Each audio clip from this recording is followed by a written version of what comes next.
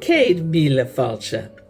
Welcome to the Treasure Tales of Ireland, a place where you can come and listen to the many myths, legends, folk tales, and fairy tales of the Emerald Isle, as a way to keep the stories of old alive. My name is Linda Butterworth, and I will be your teller of tales.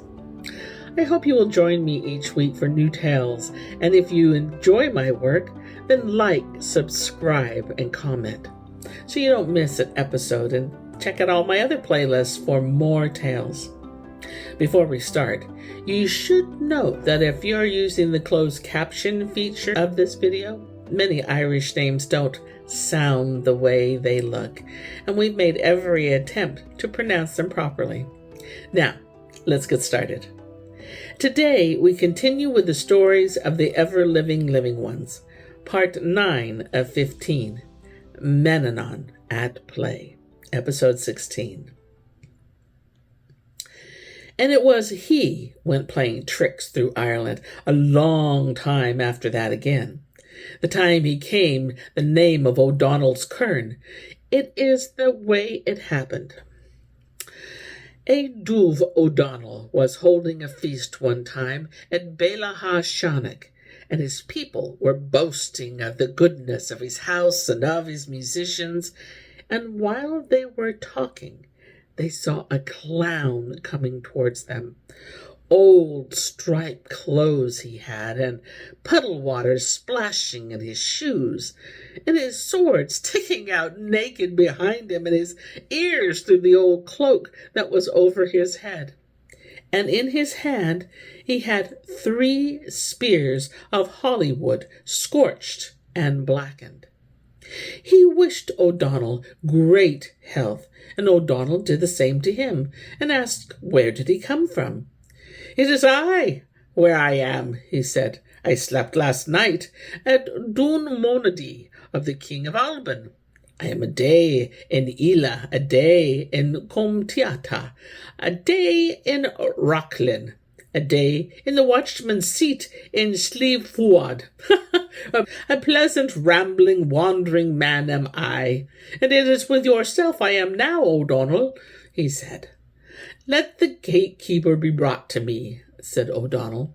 And the gatekeeper came, and he asked was it he let in this man, and the gatekeeper said he did not, and that he never saw him before.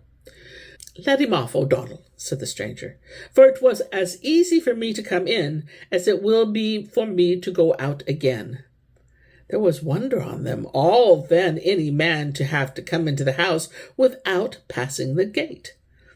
The musicians began playing their music then, and all the best musicians of the country were there at that time, and they played very sweet tunes on their harps. But the strange man called out, "By my word, O'Donnell, there was never a noise of hammers beating on iron in any bad place was so bad to listen to as this noise your people are making." With that, he took a harp, and he made music that would put women in their pains and wounded men after a battle into a sweet sleep.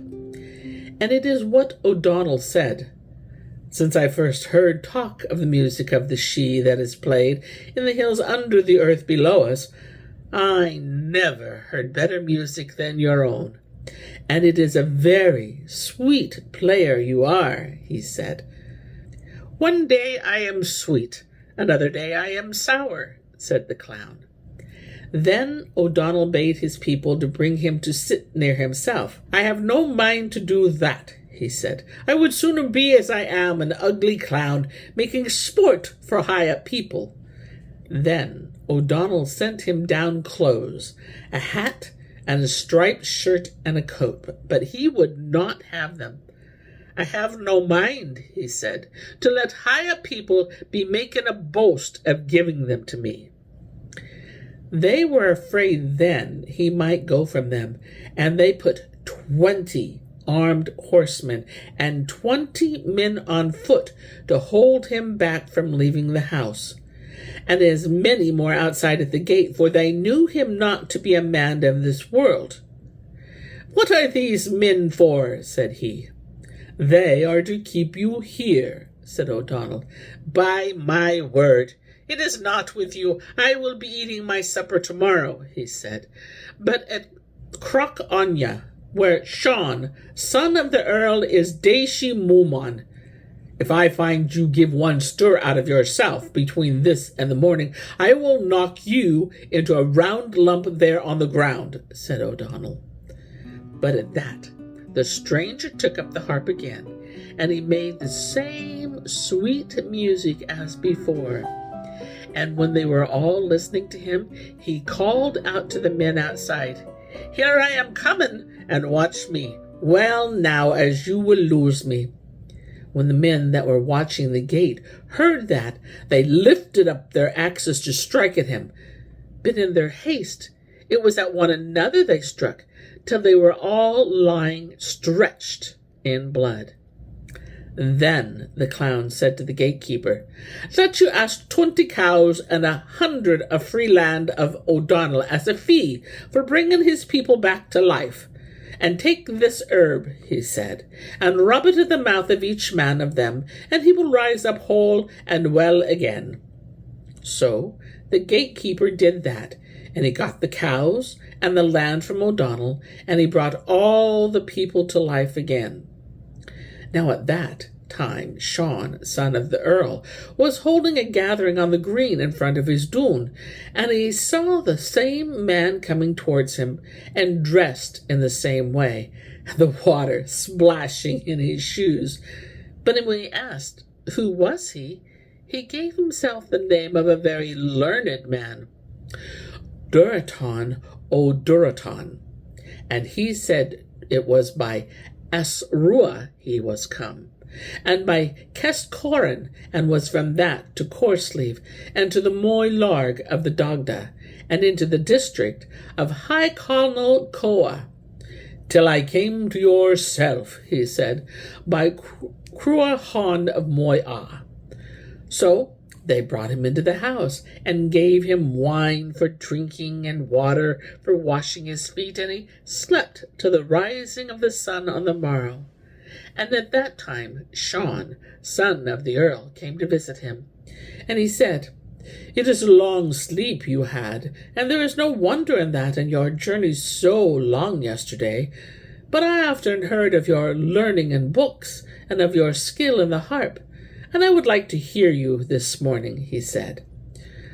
"I am good in these arts indeed," said the stranger. So they brought him a book, but he could not read a word of it. Then they brought him a harp, and he could not play any tune. "It is likely your reading and your music are gone from you," said Sean, and he made a little ran on him, saying it was a strange thing, Duraton O'Duraton, that had such a great name, not to be able to read a line of a book, or even to remember one. But when the stranger heard how he was being mocked, he took up the book and read from the top to the bottom of the page very well, and in a sweet-sounding voice. And after that he took the harp, and he played and sang the same way he did at O'Donnell's house the day before. "It is a very sweet man of learning you are," said Sean. "One day I am sweet, another day I am sour," said the stranger. They walked out together then on Croc Anya, and while they were talking there, the stranger was gone all of a minute, and Sean, son of the Earl, could not see where he went. And after that he went on, and he reached Schliga, just at the time of O'Cruhor was setting out with the men of Connacht to avenge Connacht's hag's basket on the hag of Munster.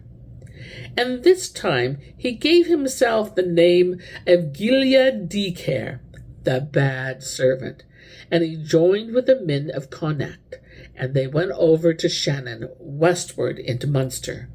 And there they hunted and drove every creature that could be made travel, cattle and horses and flocks into one place, till they got the homeless bull of the Munster hag, and her two speckled cows, and old Cruhor brought them away to give to Connacht Hag in satisfaction for her basket. But the men of Munster made an attack on them as they were going back, and Gila Dicare asked old Cruhor, would he sooner have the cows driven or have the Munster men checked? And he said he would sooner have the Munster men checked. So the Gilead Dicare turned on them, and with his bow and 24 arrows he kept them back till old Cruhor and his people were safe out of the reach in Connacht. But he took some offense then on account of old Cruhor taking the first drink himself when they came to his house, and not giving it to him that had done so much, and he took his leave and went from them on that moment. And after that he went to where Tig O'Shally was, and having his old striped clothes and his old shoes as before. And when they asked him what art he had, he said, I'm good at tricks, and if you'll give me 5 marks, I'll show you a trick, he said. I will give you that, said Tig. And with that, the stranger put 3 rushes of palm in his hand. I will blow away the middle rush now, he said, and the other 2 will stop as they are. They told him to do that, and he put the tops of 2 of his fingers on the 2 outer rushes and blew the middle away. There is your trick now for you, Tig O'Shally, he said. By my word, that is not a bad trick, said O'Shally. But one of his men said, that there may be no luck with him with that did it, and give me the half of that money now, Tig, he said, and I will do the same trick for you myself. I will give you the half of what I got if you will do it, said the stranger. So he put the other rushes on his hands, but he did, when he tried to do the trick, his 2 fingertips went through the palm of his hand. Ho! Oh, ho, ho, ho, said the stranger. That is not the way I did the trick. But as you have lost the money, he said, I will heal you again. I could do another trick for you, he said.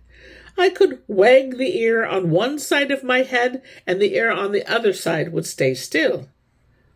Do it, then, said O'Shally. So the man of tricks took hold one of his ears and wagged it up and down. That is a good trick indeed, said O'Shally. I will show you another one, he said. And with that he took from his bag a thread of silk, and gave a cast of it into the air, that it was made fast to a cloud. And then he took a hare out of the same bag, and it ran up the thread, and then took out a little dog, and laid it on after the hare, and it followed, yelping on its track. And after that again, he brought out a little serving boy, and bade him to follow the dog and hare up the thread. Then, out of another bag he had with him, he brought out a beautiful, well-dressed young woman, and bade her to follow after the hound and the boy, and to take care not to let the hare be torn by the dog. And she went up then quickly after them, and it was a delight to Tig O'Shally to be looking at them, and to be listening to the sound of the hunt going on in the air. All was quiet for a long time, and then the man of tricks said, I am afraid there is some bad work going on up there. What is it? Said O'Shally. I am thinking, said he, the hound might be eating the hare, and the serving boy courting the girl. It is likely enough they are, said O'Shally. With that the stranger drew on the thread, and it is what he's found, the boy making love to the girl, and the hound chewing the bones of the hare. There was great anger on the man of tricks when he saw that, and he took his sword and struck the head off the boy. I do not like a thing of that sort to be done in my presence, said Tig O'Shally. If it did not please you, I can set it all right again. And with that He took up the head and made a cast of it to the body, and it joined to it, and the young man stood up. But if he did, his face was turned backwards. "It would be better for him to be dead than to be living like that," said Aodh. When the man of tricks heard that, he took hold of the boy and twisted his head straight, and he was well as before. And with that, the man of tricks vanished, and no one saw where he was gone. That is the way of Mannanan used to be going around Ireland, doing tricks and wonders, and no one could keep him in any place. And if he was put on a gallows itself, he would be found safe in the house afterward, and some other man on the gallows in his place. But if he did no harm, and those that would be put to death by him, he would bring them to life again with an herb out of his bag. And all the food he would use would be a vessel of sour milk and a few crab apples. And there never was any music sweeter than the music he used to be playing. And here is where I end my tale for today. But I'll be back with more tales, many more tales. Until then, my friends, enjoy the journey. Slán go fóill. Bye for now.